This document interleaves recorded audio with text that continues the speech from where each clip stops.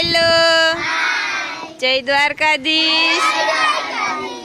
ચાલો, આજે કાલે આપણે જેમ સંખ્યા કરી હતી એમ આજે પણ સંખ્યા લખશું, પણ આજે અલગ. આજે શું છે આપણી સામે?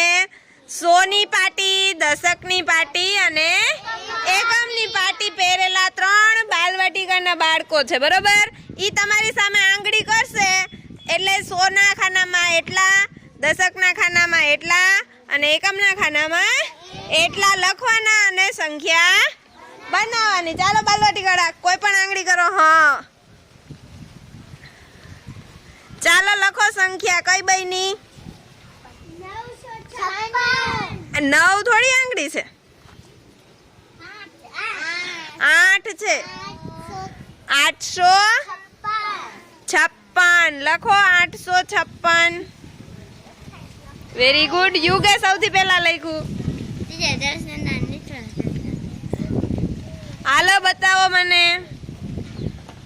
ચાલો, વેરી ગુડ. હાલો એના પછીની સંખ્યા બનાવો બાલવાટિકાળા. મૂકી દો આંગળી, નવી આંગળી બનાવો.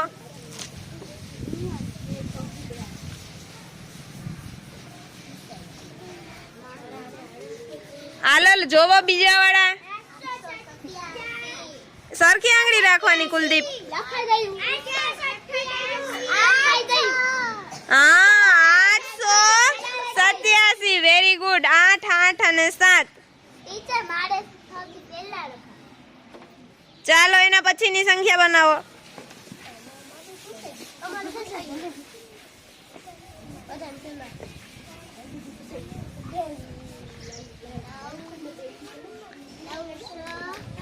હાલો કરો.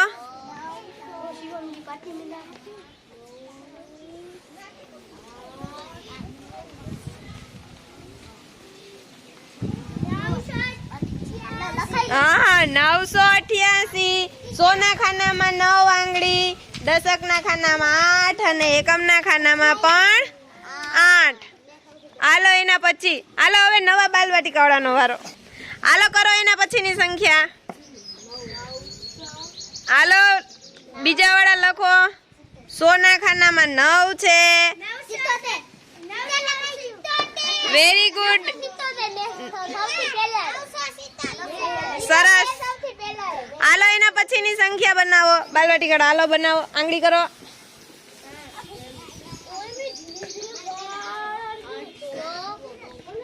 વાહ, કેવી સરસ સંખ્યા બની.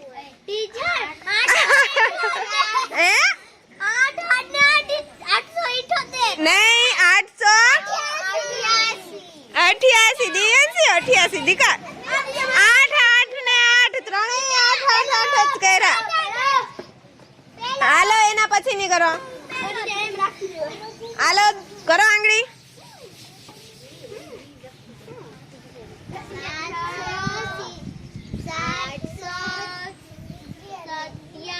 નહીં. હા, વેરી ગુડ. 776. ખોટું છે ભવેરાજ. 776.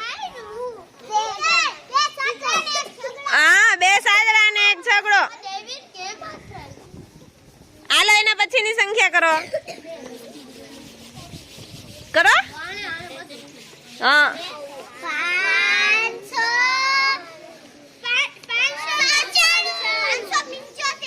7 આંગળી નથી દશકના ખાનામાં.